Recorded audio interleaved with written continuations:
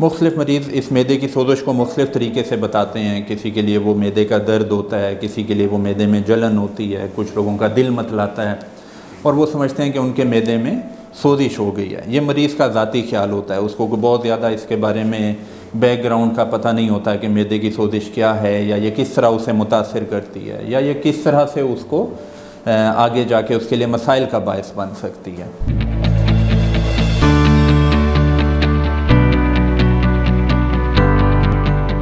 السلام علیکم جی، میرا نام ڈاکٹر فہد امان خان ہے۔ میں گیسٹرونٹرولوجسٹ، معدے کا اسپیشلسٹ ہوں، معدے اور جگر کی بیماریوں کا علاج کرتا ہوں۔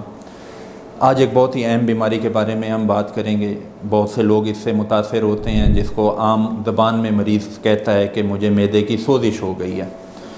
مختلف مریض اس معدے کی سوزش کو مختلف طریقے سے بتاتے ہیں۔ کسی کے لیے وہ معدے کا درد ہوتا ہے، کسی کے لیے وہ معدے میں جلن ہوتی ہے، کچھ لوگوں کا دل متلاتا ہے اور وہ سمجھتے ہیں کہ ان کے معدے میں سوزش ہو گئی ہے۔ یہ مریض کا ذاتی خیال ہوتا ہے، اس کو بہت زیادہ اس کے بارے میں بیک گراؤنڈ کا پتہ نہیں ہوتا کہ معدے کی سوزش کیا ہے، یا یہ کس طرح اسے متاثر کرتی ہے، یا یہ کس طرح سے اس کو آگے جا کے اس کے لیے مسائل کا باعث بن سکتی ہے۔ تو اگر دیکھا جائے تو ہر دوسرا چوتھا مریض زندگی میں کبھی نہ کبھی اس سے متاثر ہو چکا ہوتا ہے۔ ضروری نہیں کہ یہ مستقل آپ کے ساتھ چلے، بعض اوقات یہ ہو کے ٹھیک بھی ہو جاتا ہے، خود ہی سے بھی ٹھیک ہو جاتا ہے، بعض اوقات آپ کو اس کے لیے لمبا علاج بھی کرنا پڑتا ہے۔ ہم پہلے اس پہ بات کر لیں کہ یہ ہوتا کیوں ہے ایسا اور اس کی وجہ کیا بنتی ہے۔ وجہ تو عام طور پہ یہی ہے کہ ہمارا لائف سٹائل اور اس طرح کی چیزیں جو معدے کو متاثر کر سکتی ہیں، اس میں ہماری خوراک ہے، وزن ہے، ہماری ڈیلی کی روٹین ہے۔ ان چیزوں سے معدہ متاثر ہو سکتا ہے، اس میں سوزش آ سکتی ہے، اور اس سلسلے میں کچھ چیزیں اس کو دوائیوں کی صورت میں بھی خراب کر سکتی ہیں۔ جیسے ہمارے یہاں یہ بہت رواج ہے کہ درد کی دوائیاں ضرورت بلا ضرورت لوگ استعمال کرتے رہتے ہیں۔ پین کلرز کھانے سے معدے میں تیزابیت کا عنصر پیدا ہو سکتا ہے، زخم السر بن سکتے ہیں اور سوزش پیدا ہو سکتی ہے۔ اسی طرح بہت زیادہ مرغن اور چکنائی والی خوراک سے یہ مسائل پیدا ہو سکتے ہیں۔ سموکنگ، الکوہل کا استعمال معدے کے مسائل کا سبب بن سکتا ہے۔ تو اگر ہم ان ساری چیزوں کو سامنے رکھیں تو پہلے تو یہ بھی دیکھنا چاہیے کہ اس کی فائنل تشخیص سے پہلے ہم کیا ٹیسٹ کر سکتے ہیں جس سے ہمیں پتہ چلے کہ یہ واقعی کوئی معدے کی سوزش کا مسئلہ ہے۔ اس میں مریض کے ذہن میں عام چیز ہوتی ہے کہ ڈاکٹر صاحب میرا آپ الٹرا ساؤنڈ کر لیں تاکہ میرے معدے کا پتہ چل جائے۔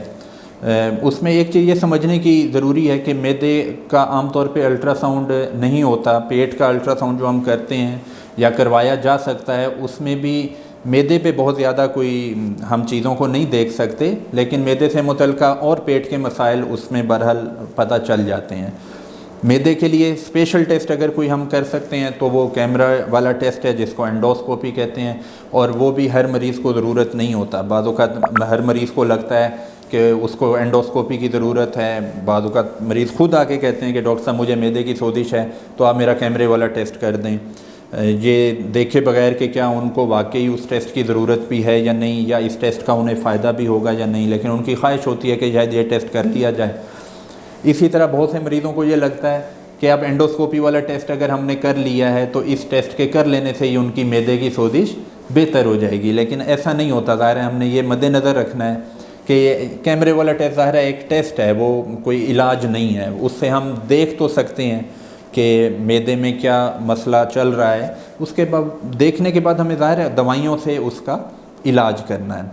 تو دوائیاں بھی مختلف نوعیت کی ہیں۔ اس میں ایسی دوائیاں ہیں جو معدے میں تیزابیت کو کم کرتی ہیں، ایسی دوائیاں ہیں جو معدے میں ہونے والی تیزابیت کی علامات کو بہتر کرتی ہیں، اور یہ دوائیاں میرا مشورہ ہوگا کہ ظاہر ہے مستند ڈاکٹر کی ایڈوائس پہ ہی لینی چاہیے۔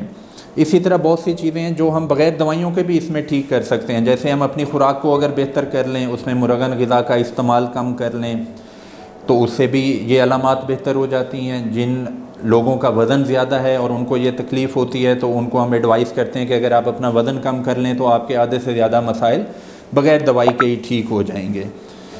کچھ regular exercise, physical activity, walk کی شکل میں، اس سے وزن بھی کم ہو جاتا ہے، معدے کے مسائل بھی بہتر ہو جاتے ہیں۔ اسی طرح غیر ضروری جو دوائیوں کا استعمال ہے، خاص طور پہ درد کی دوائیاں یا اینٹی بایوٹکس، وہ معدے کو متاثر کر سکتی ہیں۔ اس میں بھی ہماری ایڈوائس ہے کہ یہ صرف جب بہت ضروری ہوں اس وقت آپ استعمال کریں اور غیر ضروری دوائیاں کھانے سے اجتناب کریں۔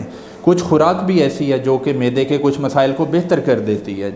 मरीज़ ये भी ज़रूर इंटरेस्टेड होता है पूछने में कि डॉक्टर साहब कोई ऐसी ग़िज़ा बताएं जिससे मेरी तबीयत बेहतर हो जाए।